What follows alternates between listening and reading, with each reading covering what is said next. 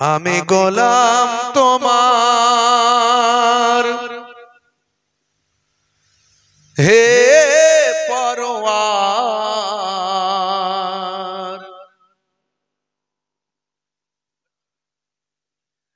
গোলাম করে রেখো আমারে, করোনা কভু ভিখারি আমায় দুনিয়ার মানুষের দুয়ারে, দুনিয়ার মানুষের দুয়ারে। আল্লাহুম্মা সাল্লি আলা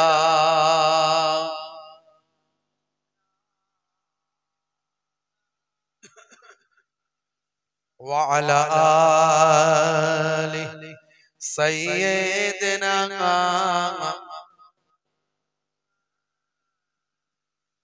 হে আমার ইসলামী ভাই, হে আমার ইসলামী ভাই, হে আমার ইসলামী ভাই, হে আমার ইসলামী ভাই, চলো চলে যাই দূর মদিনায়।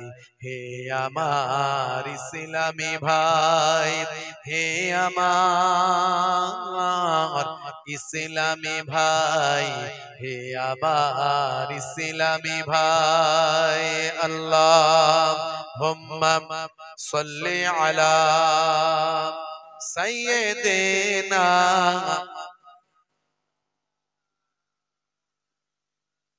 ওয়া আলা আলি সাইয়্যিদিনা।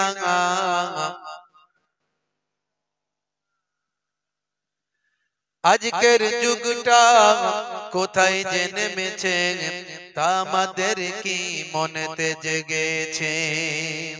কোথায় গেলে ওই শান্তি পাওয়া যায়, সে আলোচনাতে সবাই যে মেতেছে।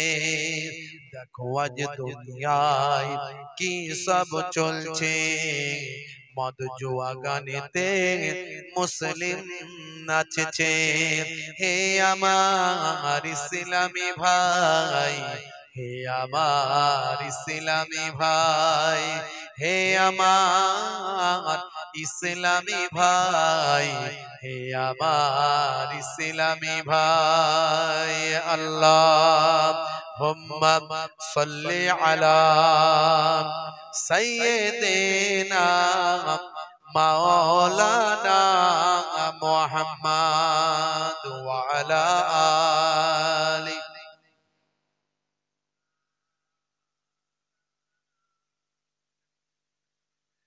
আজকের যুগটা কোথায় যে নেমেছে তা আমাদের কি মনেতে জেগেছে? কোথায় গেলে ওই শান্তি পাওয়া যায়, সে আলোচনাতে সবাই যে মেতেছে। আল্লাহুম্মা সাল্লি আলা সাইয়্যিদিনা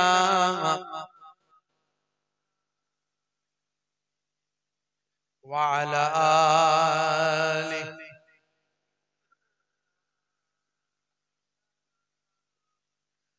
রাসূল তুমি দয়ার সাগর, হাবিব আল আমিন, তোমার দয়ায় পূর্ণ হলো সারা পৃথিবী। জোরে হবে না? জোরে হবে না?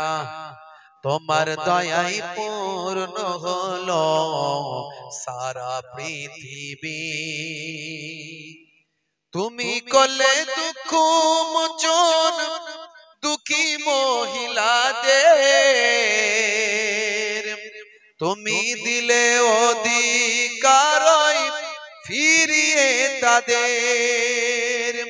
তোমার কাছে ঋণী সবাই, তোমার কাছে ঋণী সবাই, আমরা প্রতিদিন তোমার দয়ায় পূর্ণ হলো সারা পৃথিবী।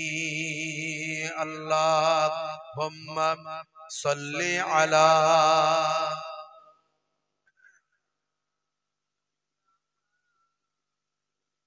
ওয়া আলা আলি।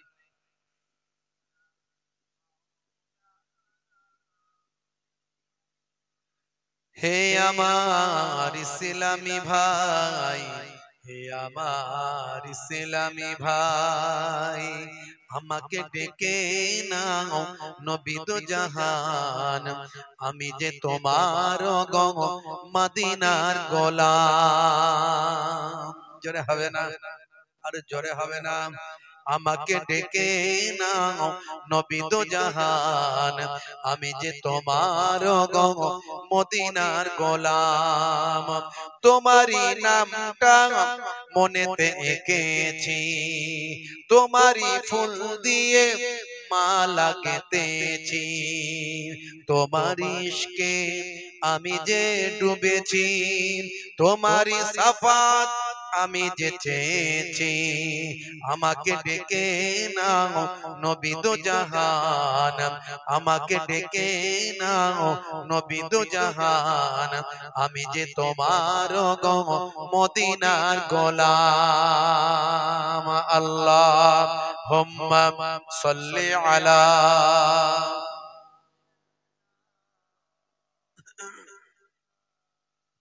ওয়া আলা আলি।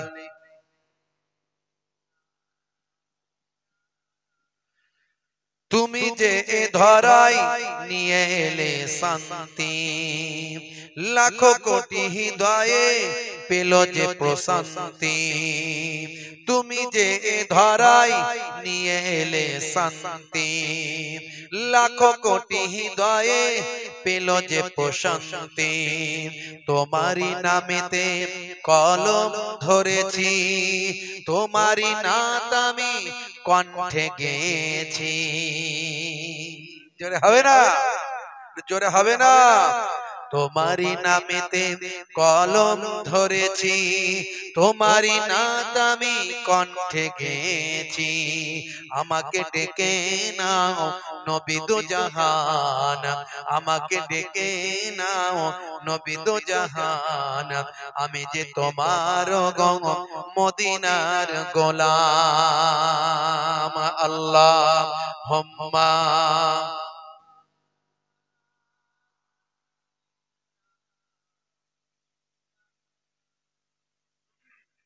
ওয়া আলা আলি।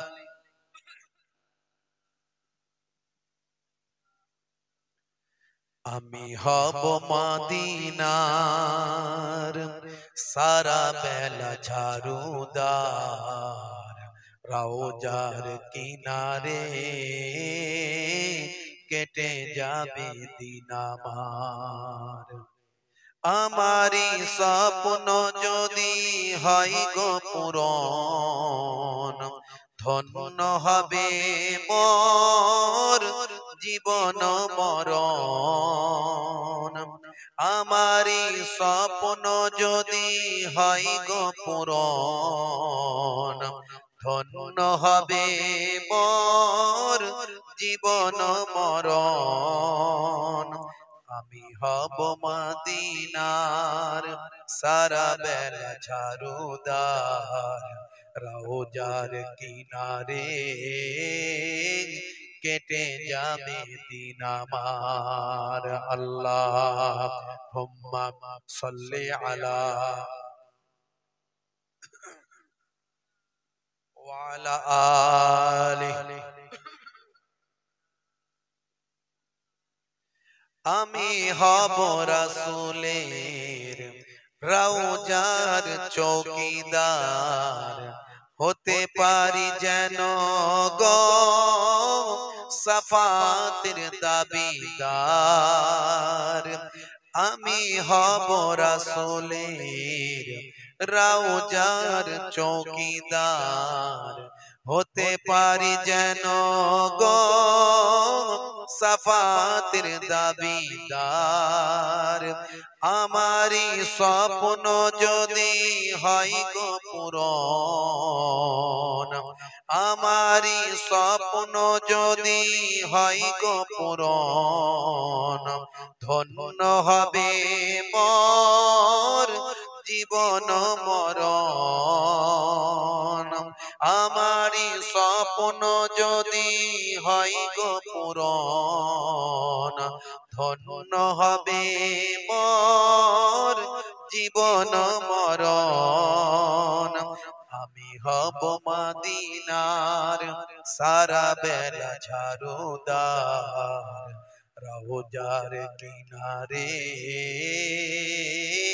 কেটে যাবে দিন আমার। আল্লাহুম্মা সাল্লি আলা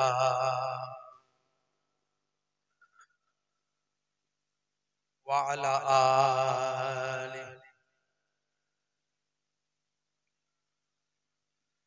وقال الله تعالى في كلامه المجيد والفرقان الحميد: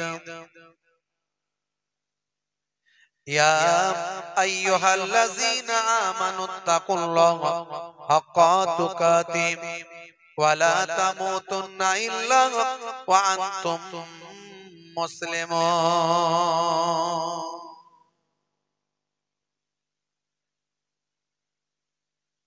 وقال الله تعالى أيضا في كتابه مخبرا: ما خلقت الجن والإنس إلا ليعبدون. وقال الله تعالى أيضا في كتابه مخبرا: وما رميت إذ رميت ولكن الله رمى.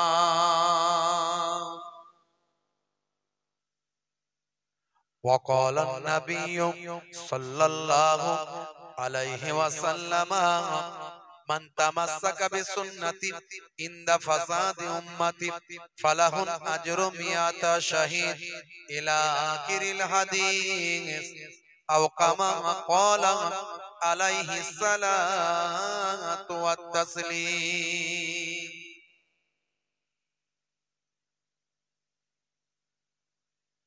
وقال النبي صلى الله عليه وسلم: لا يؤمن أحدكم حتى أكون أحب إليه من والده وولده والناس أجمعين إلى آخر الحديث، أو كما قال عليه الصلاة والسلام.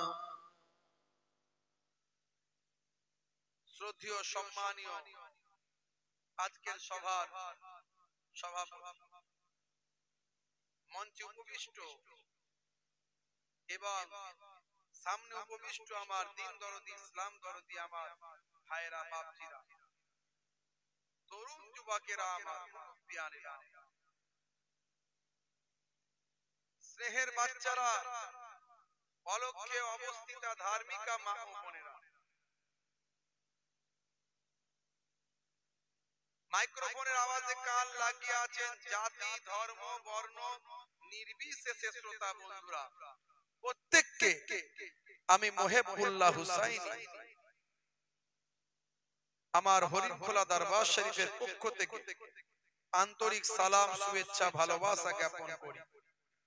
আল্লাহ পাকের রহমত সমস্ত ঈমানদারের উপর হোক। জোরে বলুন আল্লাহুম্মা আমিন। জোরে হবেন আল্লাহুম্মা আমিন। ভাইরা আমার, এই ঠান্ডার রাত্রিতে কিছু সময়ের জন্য আলোচনা, জিকরুল্লাহ, জিকরুন নবীর আলোচনা। আমরা দীর্ঘ সময় ধরে আলোচনা শুনেছি আলহামদুলিল্লাহ, আর কিছু সময়ের জন্য একটু আলোচনা শুনে, দু চার কথা শুনে আমরা দোয়ার মধ্যে দিয়ে শেষ করব এবং আমরা নিজেদের জীবনকে বাস্তবায়িত করব। ভাইরা আমার, ওয়াজের আসল উদ্দেশ্য হলো আমাদেরকে আল্লাহর পথে রাসূলের পথে ফিরে আসা, কোরআন এবং হাদিসের পথে ফিরে আসা, আমাদের জীবন জিন্দেগিকে বোঝা জানা। এই পৃথিবী আমাদের জন্য একটা শস্য ক্ষেত্র, এখানে আমরা যেমন চাষ করব তেমন তার ফলটা হাসরের ময়দানে আমাদের দেওয়া হবে। আর দুনিয়াও মাজরাআতুল আখিরা, দুনিয়া হলো পরকালের শস্য ক্ষেত্র। এটা অনুধাবন, অনুমান, অনুভূতিতে তৈরি করা, এগুলি হলো আজের উদ্দেশ্য। গতানুগতিক জীবন পরিহার করে আল্লাহ এবং রাসূলের পথে ধাবিত হওয়া, এটাই হলো আজের উদ্দেশ্য। হে তরুণ যুবকেরা, হে আমার বন্ধুরা, শুনে রেখে দিন বাবা, জেনে রেখে দেন হে মুসলমান, এই পৃথিবীতে আমাদের পূর্বেও বহু মানুষ এসেছিলেন। পৃথিবীর জমিনে আমাদের পূর্বেও বহু মানুষ এসেছিলেন, তারাও কিন্তু দুনিয়া ছেড়ে বিদায় নিয়েছেন। আমাদেরকেও দুনিয়া ছেড়ে বিদায় নিতে হবে, এই এহসাস আমাদের মধ্যে নিয়ে আসতে হবে। এটা আমাদের অনুভূতিতে জাগাতে হবে। এই পৃথিবী ক্ষণস্থায়ী, এই পৃথিবী আমাদের জন্য চিরস্থায়ী নয়। আমার আল্লাহ কোরআন মাজিদের মধ্যে বললেন, হে দুনিয়ার মানুষ শুনে রেখে দাও, বাল তুসিরুনাল হায়াতাদ দুনিয়া ওয়াল আখিরাতু খায়রুম ওয়া আবকা। এই দুনিয়া তোমাদের জন্য অল্প দিনের ক্ষণস্থায়ী, আর পরকালটা হলো তোমাদের জন্য চিরস্থায়ী। পৃথিবীর জমিনে অনেক রাজা মহারাজা, নেতা মহানেতা, পণ্ডিত, অনেক শক্তিশালী মানুষ পৃথিবীর জমিনে এসেছেন বাবা, কিন্তু তারা দুনিয়ার জমিন ছেড়ে বিদায় নিয়েছেন। কেউ কিন্তু ক্ষণস্থায়ী, কেউ কিন্তু চিরস্থায়ী হয় না। হে তরুণ যুবকেরা, আল্লাহ বললেন বান্দারে, হে দুনিয়ার মানুষ শোনো, তোমাদেরকে আমি পৃথিবীর জমিনে বেকার তৈরি করি নাই, তোমাদেরকে তৈরি করেছি কেবলমাত্র আমার ইবাদত করবে। প্রত্যেকটা নবীরা, প্রত্যেকটা পয়গম্বরেরা, প্রত্যেকটা রাসূল, প্রত্যেকটা নবী, বড় পীর আব্দুল কাদের জিলানী, খাজা গরিব নওয়াজ, মাইনুদ্দিন চিশতি, নিজামুদ্দিন আউলিয়া, খাজা বাকিবুল্লাহ, সানাউল্লাহ পানিপতি, আহমদ শাহ সুলতান শাহ, হযরতে মাওলা আলী শাহ ফাতেহ আলী ওয়াইসি, হযরতে মুজাদ্দিদুজ জামান কুতুবুল আলম আমিরুশ শরিয়ত পীর আবু বকর সিদ্দিক রাহমাতুল্লাহ আলাইহি, সকলেই কিন্তু মানুষকে আহ্বান করেছেন, ডেকেছেন, হে দুনিয়ার মানুষ, তোমরা ঈমানদার হও, তোমরা আল্লাহকে বিশ্বাস করো, এক আল্লাহর উপর ঈমান আনো। আর এই পৃথিবী হলো ক্ষণস্থায়ী, পরকাল হলো চিরস্থায়ী। এই দুনিয়াতে যা ভালো কাজ করবে তার পুরস্কার আল্লাহ জান্নাত দেবেন, দুনিয়াতে খারাপ কাজ করলে তার পুরস্কার, তার পানিশমেন্ট হবে জাহান্নাম। এটা প্রত্যেকটা ওলি আউলিয়া, প্রত্যেকটা নবী পয়গম্বর বলেছেন। শুধু তাই নয়, প্রত্যেকটা নবী পয়গম্বর ঈমানের দাওয়াত দিয়েছেন, বান্দা ঈমানদার হয়ে যাও, তোমরা ঈমানদার হয়ে যাও, আল্লাহকে এক বলে মানো, আসমানি কিতাব সমূহকে মানো, ফেরেশতাদের বিশ্বাস করো মানো, আর পরকালকে বিশ্বাস করো মানো। ভাগ্যে ভালো মন্দ যা কিছু হয় সবই আল্লাহর পক্ষ থেকে হয়, এটা বিশ্বাস করো। কখনো তোমার ভাগ্যকে তুমি আল্লাহর উপর যেটা ন্যস্ত করেছো তার উপর অসন্তুষ্ট থেকো না। ওর হলো আমার কেন হলো না, ও পেলো আমি কেন পেলাম না, ওর গেল আমি কেন গেলাম না, ওর এটা হলো আমার কেন হলো না। মনে রাখতে হবে, ভাগ্যে যা কিছু হয় সবই আল্লাহর পক্ষ থেকে হয়। والقدر خيره وشره من الله تعالى। হে তরুণ যুবকেরা, প্রত্যেকটা নবী, প্রত্যেকটা রাসূল, পয়গম্বর, আউলিয়া কিরাম সারাটা জীবন ধরে বারবার বলেছেন বান্দা ওরে নবীর গোলাম আল্লাহর উপর ভরসা রেখে তোমার ভাগ্যকে দোষারোপ করবে না। বন্ধুরা আমার, তরুণ যুবকেরা, ভাগ্যে ভালো মন্দ যা কিছু হয় আল্লাহর কাছ থেকে হয়, এটা তুমি বিশ্বাস করবে, এটা তোমার ঈমান। শুধু তাই নয়, হে দুনিয়ার মানুষ শুনে রেখে দাও, এই মৃত্যুর পরে তোমাদের আবার জীবিত হতে হবে, আল্লাহর কাছে ফিরে আসতে হবে, এই মৃত্যুর পরে জীবিত হতে হবে, কিয়ামতের দিন হবে, বিচারের দিন হবে, এটা তোমাকে বিশ্বাস করতে হবে। এই এত কিছু, সব কিছুকে বিশ্বাস করো, এর নাম হলো ঈমান। সেই ঈমানটা মজবুত করবে, কারণ সিম কার্ড ছাড়া মোবাইলের কোনো দাম নাই, সিম কার্ড ছাড়া মোবাইলের কোনো দাম নাই। মোবাইলের কোনো হোয়াটসঅ্যাপ, ফেসবুক, কোনো অ্যাপ ডাউনলোড করতে গেলে সিম কার্ডের নাম্বার চাই, সিম কার্ড ছাড়া মোবাইলের কোনো মূল্য নাই। তোমার এই অ্যান্ড্রয়েড বডিটা, এই অ্যান্ড্রয়েড বডির একটা সিম কার্ড আছে, এই সিম কার্ড ছাড়া অ্যান্ড্রয়েড বডিরও কোনো মূল্য নাই। সেই সিম কার্ডটার অন্য কিছু নয়, সেই সিম কার্ডটার নাম হলো ঈমান। ঈমানের সিম কার্ডটা ঠিক করে লাগাও। ঈমানের সিম কার্ডটা যদি লাগাতে পারো, তবে তুমি নাম্বারটা পাবে। সেই নাম্বারটা হলো কালেমার নাম্বার। হে তরুণ যুবকেরা, এই কালেমার নাম্বার দিয়ে তুমি এবার ডাউনলোড করতে পারবে, যে নাম্বার দিয়ে ডাউনলোড করতে পারবে অ্যাপ।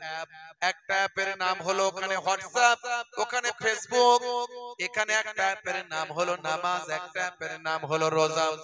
ওখানে যেমন হোয়াটসঅ্যাপ ফেসবুক দিয়ে বন্ধুর সঙ্গে বন্ধুর যোগাযোগ হয়, এখানে তেমন নামাজ রোজার অ্যাপ দিয়ে আল্লাহর সঙ্গে বান্দার যোগাযোগ হয়। ঈমানটাকে আগে মজবুত করতে হবে। প্রত্যেকটা নবী, প্রত্যেকটা পয়গম্বর ঈমানের সাথে সাথে ইবাদতের দাওয়াত দিয়েছেন। আল্লাহ বলছেন বান্দারে, আমি পৃথিবীর জমিনে তোদেরকে পাঠিয়েছি আমার ইবাদত করার জন্য। হে তরুণ যুবকেরা, ইবাদত মানে হলো নামাজ, ইবাদত মানে হলো রোজা, ইবাদত মানে হলো হজ যাকাত, ইবাদত মানে হলো তেলাওয়াত। সর্বদা যদি আপনি তেলাওয়াত করেন, ইবাদত করেন, নামাজ পড়েন, রোজা রাখেন, সংসার কখন করবেন, কাজ কারবার কখন করবেন, ব্যবসা বাণিজ্য কখন করবেন, চাষবাস কখন করবেন, স্ত্রী ছেলে মেয়ে সংসার কখন করবেন, মনে রাখবেন এই সব কিছু যদি নবীর দেখানো পথে হয়, নবীর সুন্নতের পথে হয়, সবটাই আপনার জন্য ইবাদত মানে গণ্য হবে। আপনি চাষ করবেন, নবী যেমন করতে বলেছেন। আপনি ব্যবসা করবেন, লোককে ঠকাবেন না। নবী আমার মাঝে মাঝে ঘুরে বেড়াতেন, দেখতেন আমার সাহাবীরা ব্যবসা করছে, কাউকে ঠকাচ্ছে না তো। দেখেছেন নবী কেমন শিক্ষা দিচ্ছে। একদিনকার ঘটনা, আল্লাহর নবী মদিনার বাজারে ঘুরে বেড়াচ্ছেন। হে তরুণ যুবকেরা, হে আমার বন্ধুরা, নবী আমার মদিনার বাজারে ঘুরে বেড়াচ্ছেন। সাহাবীরা কেমন ব্যবসা করছে, ফলোয়ার্সরা কেমন ব্যবসা করছে, নবী আমার দেখার জন্য ঘুরে বেড়াচ্ছেন। ঘুরতে ঘুরতে ঘুরতে ঘুরতে দয়ার নবী আমার বাজারে গিয়ে এমন সময় দেখতে পাওয়া যায় বাজারে সাহাবী গমের ঠেক লাগিয়েছে, গম বিক্রি করছেন। অনেক উঁচু পর্যন্ত গম স্তূপ করে দিয়েছে, গমের ঠেক লাগিয়েছে, গম বিক্রি করছেন। আল্লাহর নবী পরীক্ষা করছেন সাহাবীরা কেমন গম বিক্রি করছে, কেমন ব্যবসা করছে। নবী আমার হাতটা গলিয়ে দিলেন, গমের টিলার ভিতরে হাতটা ঢুকিয়ে দিলেন। বেশ কিছুটা হাত গমের স্তূপের ভিতরে ঢুকিয়ে দিয়ে তলা থেকে এক মুষ্টি তাজা গম তিনি বের করলেন। দেখলেন তলার ওই গমটা হলো ভিজা গম। আল্লাহর নবী সাহাবীকে বললেন, সাহাবী এটা কেমন ব্যবসা, ওপরে শুকানো গম আর নিচেতে ভিজা গম। দেখেছেন ব্যবসা শেখাচ্ছেন, লোককে ঠকানো যাবে না। বলে হুজুর একটু ব্যবসার মধ্যে মিথ্যা কথা আর এসব না করলে কি লাভ করা যায়? কাস্টমারও তো মারাত্মক, যা দাম বলে তার হাফ দাম বলে, কথা ঠিক না ভুল? যা দাম বলে তার হাফ দাম বলে, আর সবে তো শুধু ফ্রি খোঁজে, ফ্রি। তো হুজুর কি করব বলেন তো? দোকানদার চিন্তা করছে কাস্টমারের জ্বালা, দোকানদার বলছে এবার দোকান ছেড়ে পালা, কি করি রে? হে তরুণ যুবকেরা, আল্লাহর নবী বললেন শোনো, হে সাহাবী শুনে রেখে দাও, কি ব্যাপার কি ব্যাপার? তলাতে ভিজা গম, উপরে শুকানো গম, বিষয়টা কি? এই ব্যবসা কে শিখিয়েছে? সাহাবী ভয় পেয়ে গেলেন, ভীত হলেন। ইয়া রাসূলুল্লাহ, হাবিবাল্লাহ, ক্ষমা করবেন হুজুর, মদিনার বাজারে আপনার রাজত্বে কোনো চোর নাই, দস্যু নাই, ডাকাত নাই। মদিনার বাজারে আপনার রাজত্বে এই জামানায় মদিনার ভিতরে কোনো চোর নাই, দস্যু নাই, ডাকাত নাই। আপনি এমন আইন করেছেন, এত সুন্দর জীবন ব্যবস্থা করেছেন, কোনো চুরি আর হয় না। যারা চোর ছিল তারাই তো রক্ষক, যারা ভক্ষক ছিল তারাই তো রক্ষক হয়ে গেছে। যারা নারীর সতীত্ব নিয়ে টানাটানি করত, তারা নারীর সতীত্ব রক্ষার জন্য নিজেদের জীবন উৎসর্গ করেছে। মদিনার জমিনকে আপনি পাল্টে দিয়েছেন, অন্যায় অত্যাচার অবিচার সব বন্ধ হয়ে গেছে। তাই মদিনার বাজারে কোনো চোর নাই। আমরা যে ব্যবসাটা করি হুজুর, সে ব্যবসাটা করতে করতে যখন সন্ধ্যা হয়ে যায়, সন্ধ্যার সময় মাল রেখে দিয়ে বাড়ি চলে যায়, আবার পরের দিন সকাল বেলা আবার অন্য সব মাল নিয়ে এসে তার উপর ঢেলে দিন। হুজুর গতকাল ব্যবসা করতে করতে কিছুটা গম রয়ে গিয়েছিলাম, কিছুটা গম থেকে গিয়েছিলাম, এর ফলে আমি ওই অবস্থায় বাড়ি চলে গিয়েছিলাম। যেহেতু মদিনার বাজারে কোনো চোর নাই, চুরি চামারি হয় না, ওই অবস্থায় আমি বাজার ছেড়ে দিয়ে চলে গিয়েছিলাম। সকালবেলা বাড়ির থেকে আবার গম নিয়ে এসে তার উপর ঢেলে দিয়েছিলাম। আর আপনি এসে তলার গমটা, উপর থেকে তলার গমটা ভিতরে হাত গলিয়ে তুলেছেন। এই গমটা আসলে আকাশের শিশিরে ভিজে গিয়েছিল। এই রাতের বেলা শিশির পড়েছে, সেই শিশিরে পানিতে গমটা ভিজেছিল। আল্লাহর নবী বললেন না, এইভাবে ব্যবসা চলবে না, ওজনে কম বেশি চলবে না। আমার আল্লাহ কোরআন মাজিদে ওজনে কম বেশি করতে বারণ করে দিয়েছেন। হে তরুণ যুবকেরা, হে আমার মুরব্বিয়ানেরা, আমার আল্লাহ ব্যবসা কেমন হবে বলেছেন? ওজনে কম বেশি দেওয়া যাবে না, ওজনে ঠকানো যাবে না। বা হে সাহাবী শুনে রেখে দাও, যে আমার তরিকাকে অনুসরণ করে না, যে আমার সুন্নতকে অস্বীকার করে, যে আমার তরিকা অস্বীকার করে, সে আমার দলভুক্ত নয়। এইভাবে ব্যবসা হে সাহাবী তুমি করো না। আমার নবী ব্যবসা পর্যন্ত শিখিয়ে দিয়েছে। আল্লাহর নবী, আল্লাহ রাসূল কিভাবে আপনি খাবেন সেটা নবী শিখিয়েছেন, কিভাবে আপনি ঘুমাবেন সেটা নবী শিখিয়েছেন, মাথার চুলটা কেমন ভাবে আঁচড়াবেন। বাবু তারাজ্জুল খুলে দেখুন হাদিসের অধ্যায়, আল্লাহর নবী মাথার চুলটা কেমন হবে সেটাও নবী শিখিয়েছেন, কিভাবে আঁচড়াবেন, কোন দিক থেকে স্টার্ট করবেন। ইসলাম একটা complete religious, Islam is a complete religious, Islam একটা পরিপূর্ণ ধর্ম। আপনি কি করবেন, কোথায় যাবেন, কি খাবেন, কি পড়বেন, কিভাবে কথা বলবেন, কিভাবে শোবেন, কিভাবে ঘুমাবেন, কিভাবে হাঁটবেন, কিভাবে চলবেন, কিভাবে মানুষের সঙ্গে ব্যবহার করবেন, আর কেউ বলেছে কিনা আমি জানি না, ইসলাম কিন্তু পাই পাই করে বলে দিয়েছে। আল্লাহর কোরআন এবং রাসূলের হাদিস পড়ুন, আপনি সকাল থেকে সন্ধ্যা পর্যন্ত, ঘুম থেকে উঠা থেকে ঘুমাতে যাওয়া পর্যন্ত আপনার প্রত্যেকটা কাজ কিভাবে হবে সেটা আল্লাহর নবী সুন্দরভাবে আল্লাহর নবী ডিসকাস করে দিয়েছে। কিন্তু দুর্ভাগ্য, আমরা জানি না, আমরা পড়ি না, আমরা বুঝি না। মুসলিম তুমি নামে হলে আজ কামে হলে না ভাই। মুসলিম দেখো অপরাধে লিপ্ত কেন হয়। মুসলিম তুমি কোরআন হাদিস পড়তে জানো না। মুসলিম তুমি মসজিদেতে নামাজে এলে না। মুসলিম তুমি নামে হলে আজ মুসলিম তুমি নামে। মুসলিম এলে ন্যায়ের পথে সমাজ বদলাবে রে, সমাজ বদলাবে। মুসলিম তুমি নামে হলে আজ কামে হলে না ভাই। মুসলিম দেখো অপরাধে লিপ্ত কেন হয়। বমে বারুদে নেশার থালায় হবে না কারো সাথী। সালাউদ্দিন আর তাগুলের তুমি যে উত্তরসূরি। ব্যঙ্গ কার্টুনে ব্যঙ্গ সিনেমায় নবী সম্মান কমে না। ব্যঙ্গ কার্টুনে ব্যঙ্গ সিনেমায় নবী সম্মান কমে না। গুগল সার্চে সেরা মনীষী খুঁজে দেখো না।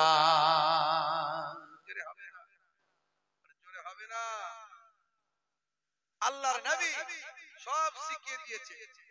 ভাই আমার, দোস্ত আমার, মুরব্বিয়ানেরা আমার, কেমন ভাবে জীবন যাপন করবেন, কেমন ভাবে খাবেন, কেমন ভাবে শুবেন, কেমন ভাবে হাঁটবেন, আমার নবীর সাহাবীরা সব রপ্ত করে নিয়েছিলেন, সব আত্মস্থ করে নিয়েছিলেন, সব শিখে নিয়েছিলেন। ভাইরা আমার, তাই সাহাবায়ে কেরামদের জীবনটা বদলে গিয়েছে। হে তরুণ যুবকেরা, হে আমার বন্ধুরা, শুনে রেখে দিন বাবা, জেনে রেখে দেন। হে মুসলমান, একটুখানি খেয়াল করুন বাবা, আল্লাহর নবীর সাহাবীরা কেমন পরিবর্তন হয়েছিলেন, কেমন জীবনটা তাদের বদলে গিয়েছিল, কেমন তাদের আখলাক চরিত্রটা পাল্টে গিয়েছিল বাবা। ভাইরা আমার, দোস্ত আমার, তরুণ যুবকেরা আমার, মুরব্বিয়ানেরা আমার, আল্লাহর নবীর সাহাবী হযরতে ওমর ফারুক রাদিয়াল্লাহু তাআলা আনহু, আপনাদের জানা আছে, মনে করিয়ে দিচ্ছি, যিনি পরবর্তীকালে খলিফা হয়েছিলেন হযরতে ওমর ফারুক রাদিয়াল্লাহু তাআলা আনহু। তিনি প্রথম জীবনে আল্লাহর নবীর শত্রু ছিলেন, কুফফারদের নেতা ছিলেন। হে তরুণ যুবকেরা, হে আমার মুরব্বিয়ানেরা, আল্লাহর নবী দুইজন বিখ্যাত সরদার, বিখ্যাত নেতা, যার জন্য, যাদের মধ্যে একজনের জন্য দোয়া চেয়েছিলেন, আল্লাহ তুমি এই দুজনের মধ্যে একজনকে তুমি ইসলামের জন্য কবুল করে নাও।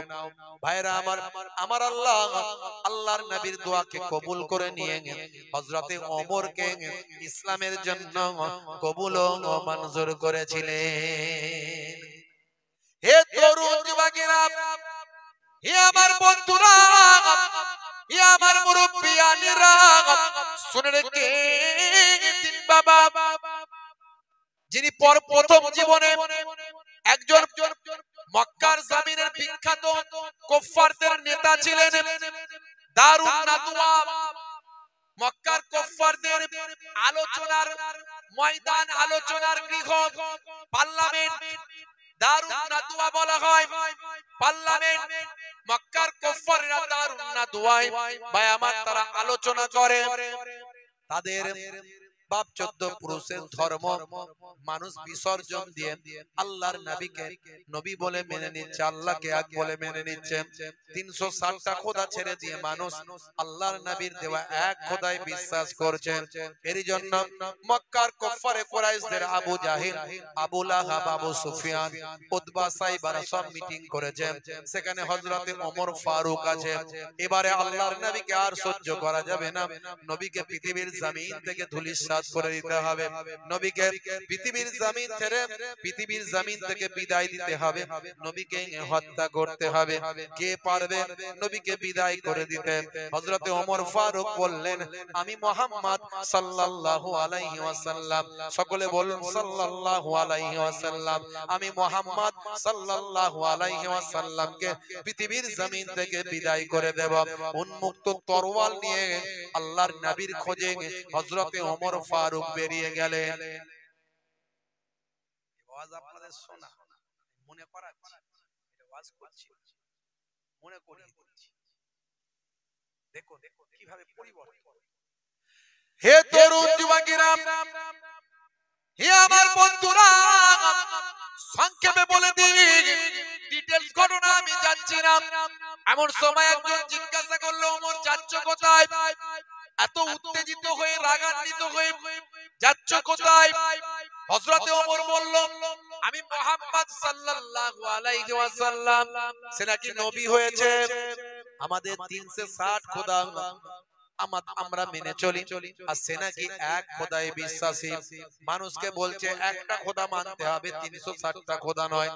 আমি তাকে দুনিয়ার জমিন ছেড়ে বিদায় করতে যাচ্ছি, উন্মুক্ত তরোয়াল নিয়ে তলোয়ার ঘোরাতে ঘোরাতে যাচ্ছে। এমন সময় ওই ব্যক্তি বলল, ওমর যাও যাও, তোমার বোন বোনাই দেখো সেই নবীর শিষ্যত্ব গ্রহণ করে এক আল্লাহকে উপরে ঈমান এনেছে। যাও, তোমার বুকে রাখো আল্লাহরই ভয়, আসবে না কোনদিন কোন পরাজয়, আসবে না কোনদিন কোন পরাজয়। হারাম হালাল জেনে, সরল সত্য মেনে, নিষিদ্ধ সব ছেড়ে উঠুক জীবন বেড়ে, যাবে তুমি জান্নাতে, যা ছিল স্বপ্ন তোমার। তোমার বুকে রাখো আল্লাহরই ভয়, আসবে না কোনদিন কোন পরাজয়। জোরে হবে না, জোরে হবে না।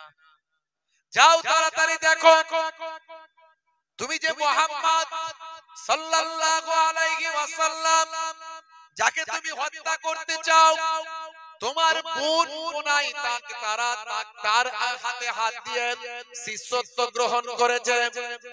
হযরতে ওমর ফারুক রাদিয়াল্লাহু তাআলা আনহু স্টাইরিং চেঞ্জ করলেন, ভাই আমার মোটিভটা পাল্টে নিলেন। বলে আগে আমার বোন বোনাইকে আগে বদলা নেব, দেখি তারা যে মুহাম্মদ সাল্লাল্লাহু আলাইহি ওয়াসাল্লামকে আমি হত্যা করতে যেতে চাই, তারই তারা নাকি শিষ্য হয়েছে। আগে এদেরকে শেষ করব, পরে মুহাম্মদ সাল্লাল্লাহু আলাইহি ওয়াসাল্লামকে শেষ করব। হে তরুণ যুবকেরা, এই বলে বোন বোনাইয়ের ঘরে গেল। যখন বোন বোনাইয়ের ঘরে যাচ্ছে, ভাই আমার বোনের ঘরে বোনাইয়ের ঘরে যখন গেছে, দরজার বাইরে থেকে আল্লাহর কালামুল্লাহ পাক তেলাওয়াতের আওয়াজ পাওয়া যায়। জোরে হবে না, জোরে হবে না।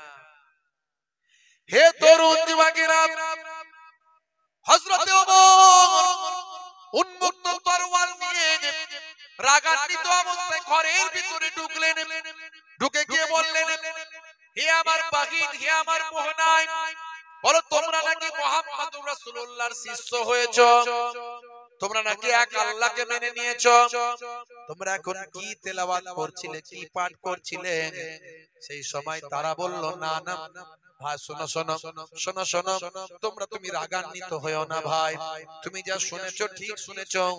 মুহাম্মাদুর রাসূলুল্লাহ আল্লাহর পয়গম্বর, তিনি আল্লাহর নবী, তিনি আমাদের সুন্দর কথা বলেছেন, তিনি যা বলেন বিশ্বাস করি আমরা, তিনি সৎ পথে আছেন। আজকে তুমি এভাবে অন্যায় পথে ধাবিত হচ্ছ। ভাই ওমর, তুমি একটুখানি অপেক্ষা করো।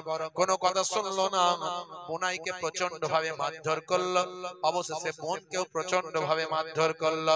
সেই সময় তারা বলল, আমাদের জীবন চলে যাবে, তবুও কিন্তু আমরা আল্লাহ এবং তার রাসূলকে আমরা ছাড়ব না। এ তরুণ যুবকেরা, অবশেষে হৃদয়টা বিগলিত হলো। তোমরা কি তেলাওয়াত করছিলে একটু শোনাও, একটু আমাকে সেই তেলাওয়াতটা দাও, ওই লেখাটা দাও।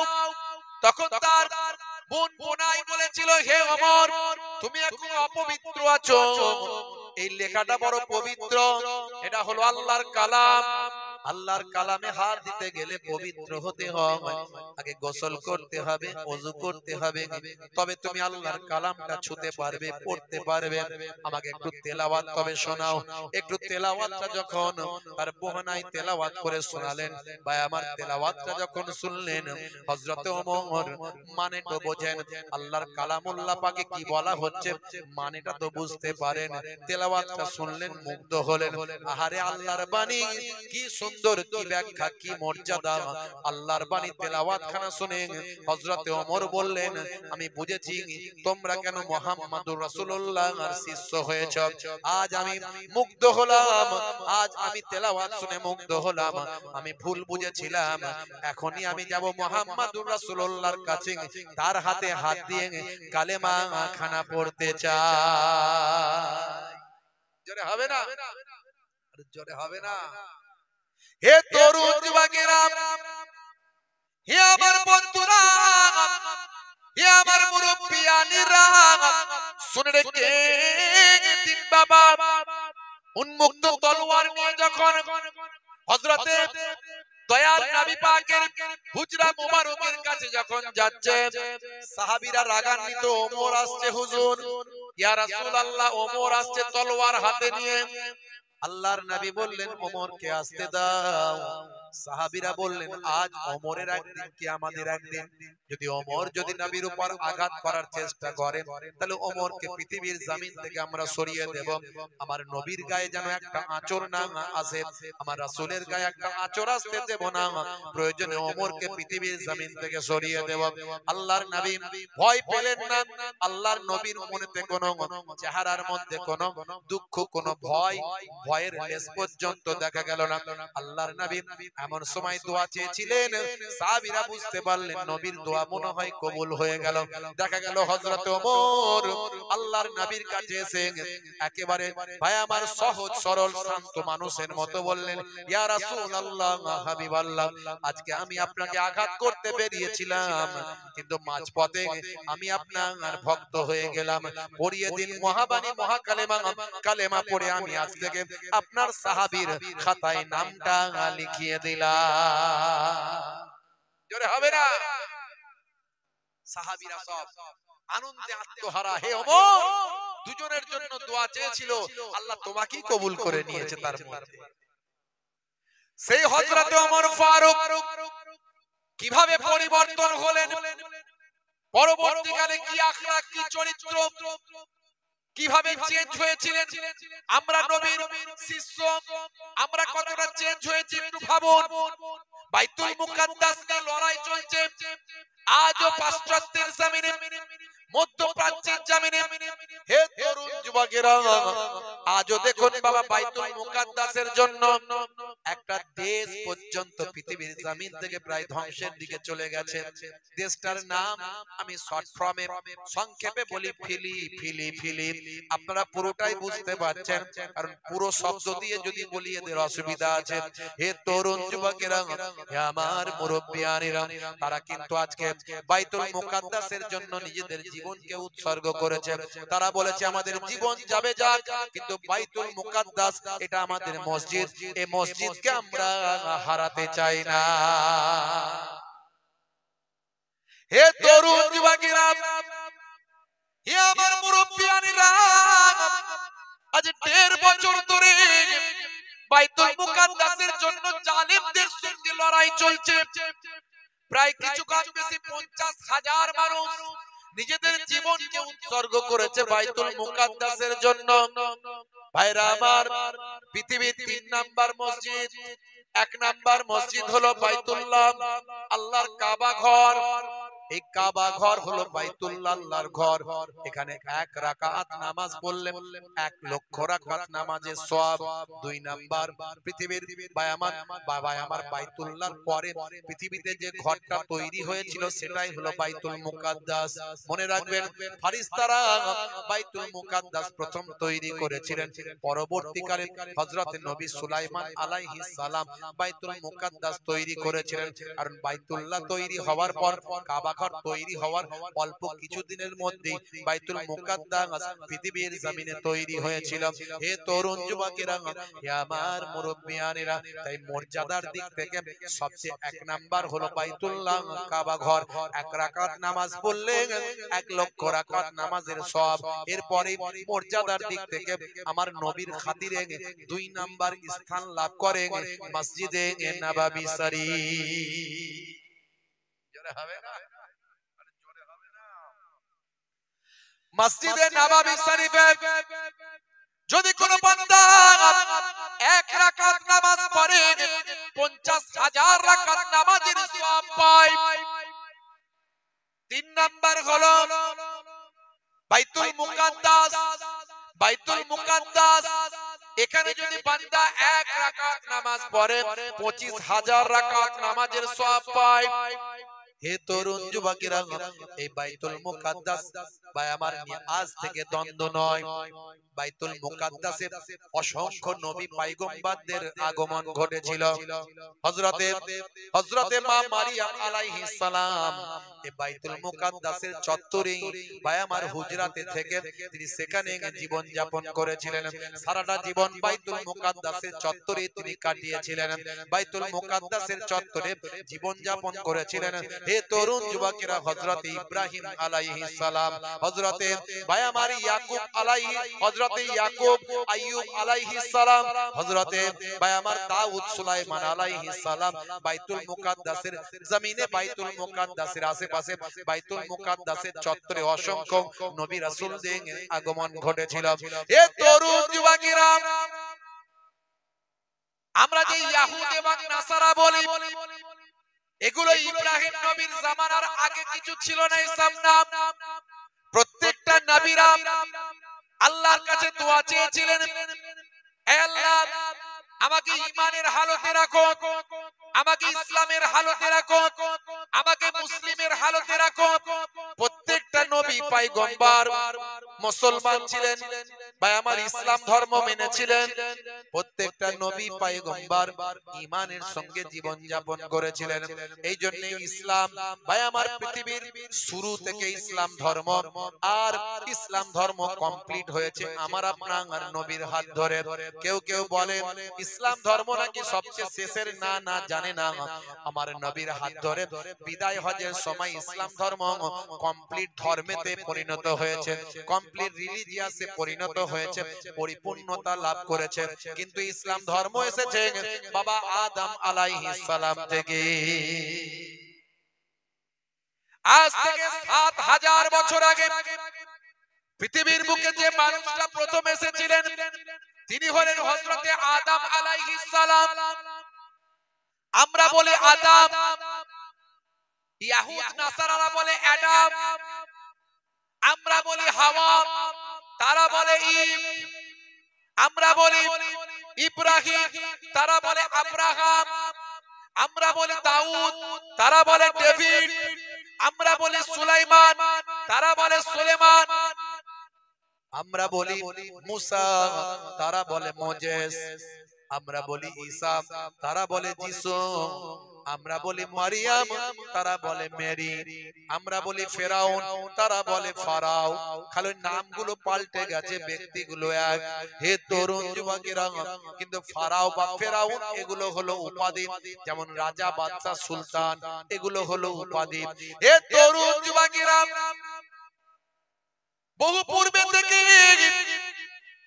ইহুদ এবং নাসারা এবং ইসলামের ভাই আমার একটা পূর্ণ ভূমি হলো ওই বাইতুল মুকাদ্দাস। যেহেতু বনি ইসরাইল এসেছে হযরতে ইয়াকুব নবীর বংশধর থেকে, ইয়াকুব নবীর 11টা সন্তান। ভাই আমার, হে তরুণ যুবকেরা, হে আমার মুরব্বিয়ানেরা, শুনে রেখে দিন বাবা, জেনে রেখে দেন মুসলমান, একটুখানি খেয়াল করুন।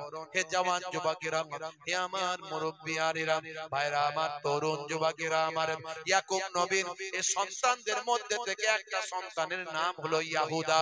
ইয়াহুদা হযরতে ইউসুফ নবীকে তার ভাইদেরকে নিয়ে ভাই আমার কূপে ফেলে দিয়েছিল, কুয়াতে ফেলেছিল। এই যে ভাই আমার ইয়াকুব নবীর 12টা সন্তান বাবা, হে জওয়ান যুবকেরা, মুরব্বিয়ানেরা, দুই ভাই একদিকে, বাকিরা আর একদিকে। ভাই আমার বনিয়ামিন হযরতে ইউসুফ নবীর নিজের ভাই। হে জওয়ান যুবকেরা, এই ইয়াকুব নবীর সন্তান ইয়াহুদার বংশধররা, সেখান থেকে ইয়াহুদ হযরতে ঈসা নবীর জামানায় যারা ঈসা নবীকে মেরে ফেলতে চায়, ঈসা নবীকে অবৈধ মনে করে, বৃত্তিহীন মনে করে, আল্লাহর কুদরতি ক্ষমতায় মারিয়ামের গর্ভে আমার আল্লাহ কুদরতি ভাবে আমার আল্লাহ জন্ম দিলেন বিনা পিতার সন্তান হযরতে ঈসা রূহুল্লাহকে।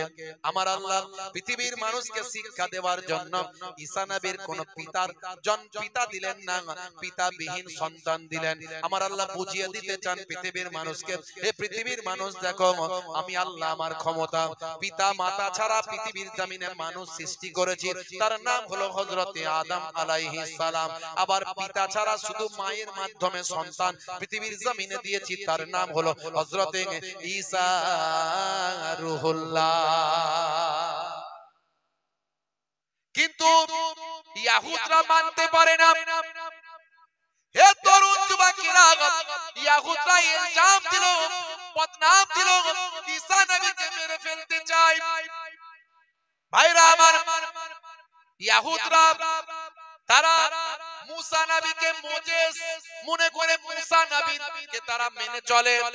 তারা মেনে চলে তাওরাতকে বলে তোরা, ইনজিলকে। ভাই আমার, ঈসা নবীর কাছে যে ইনজিল সেটা তারা মানে না, তারা তাওরাতকে তোরা বলে মানে। হে তরুণ যুবকেরা, হে আমার মুরব্বিয়ানেরা, তাই ইহুদিরা হযরতে ঈসা নবীকে মেরে ফেলতে চায়। আর ঈসা নবীকে যারা বাঁচাতে চায়, ঈসা নবীর যারা শিষ্য ছিল তারা হলো নাসারা, বর্তমানে তারা হলো নাসারা।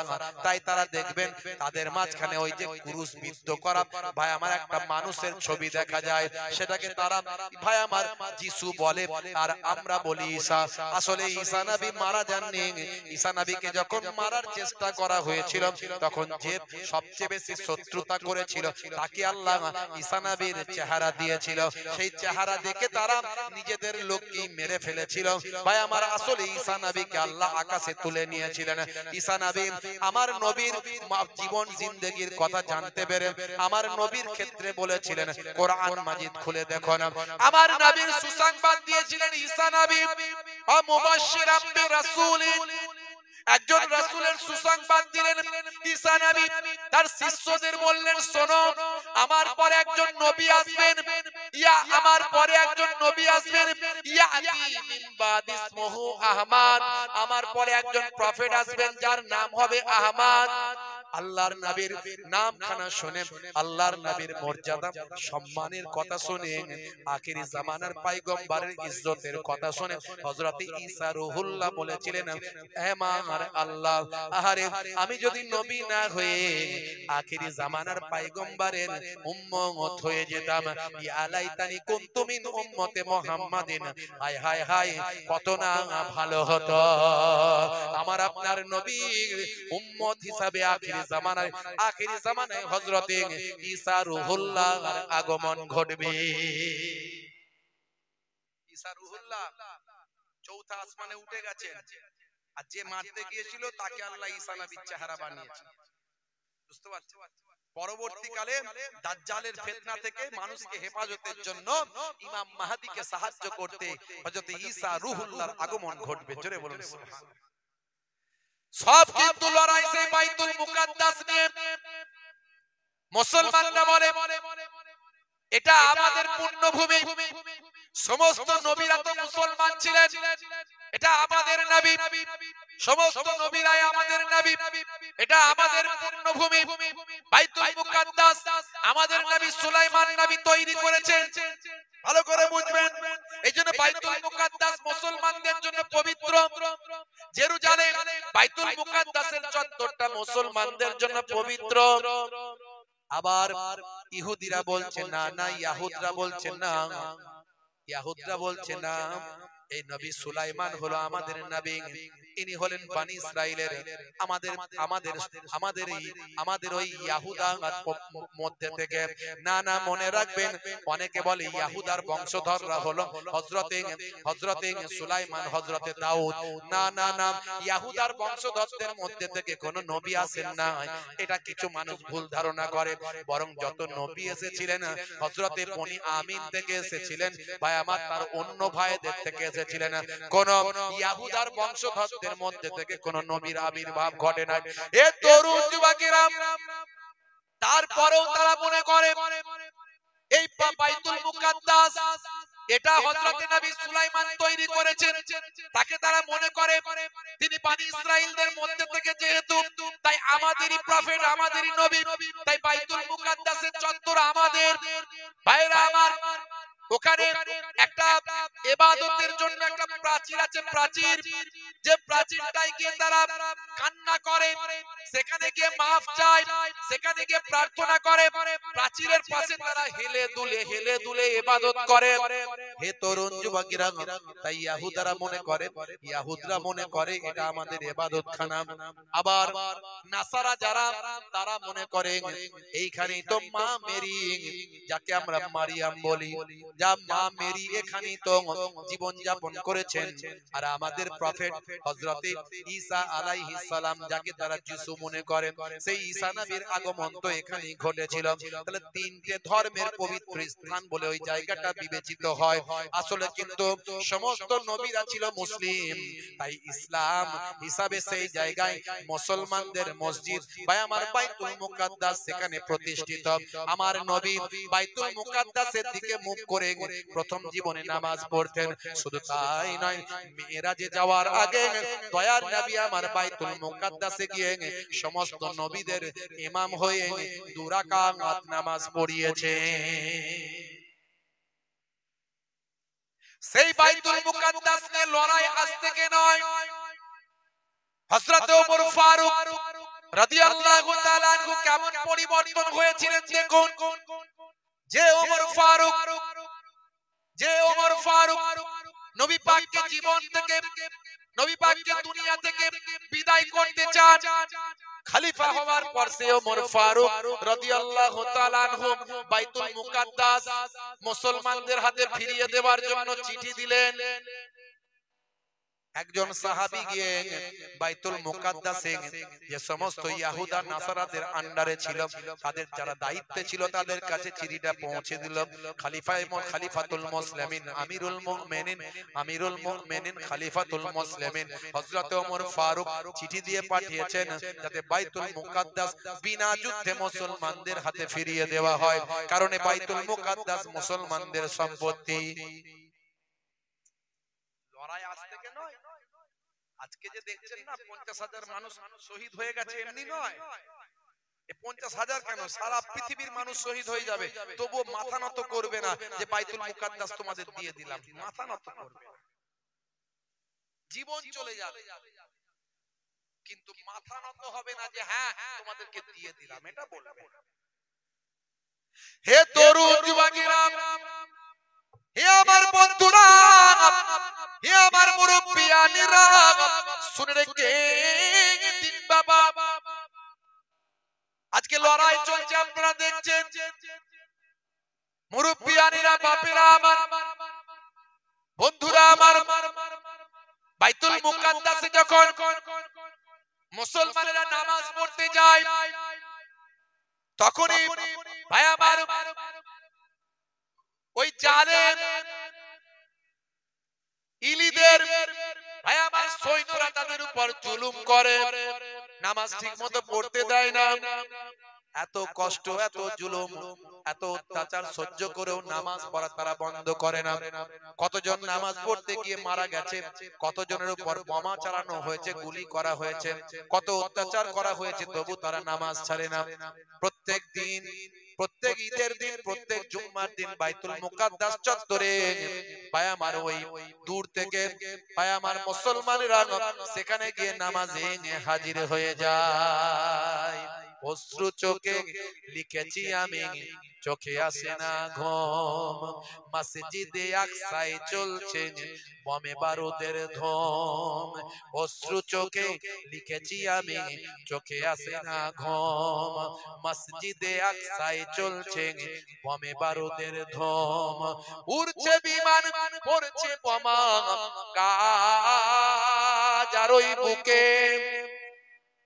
মরছে নারী, মরছে শিশু, মরছে বোমায় ঢুকে। মানবতা নাই রে আজি, নাই রে সেখানেতে, মানবতা নাই রে আজি, নাই রে সেখানেতে।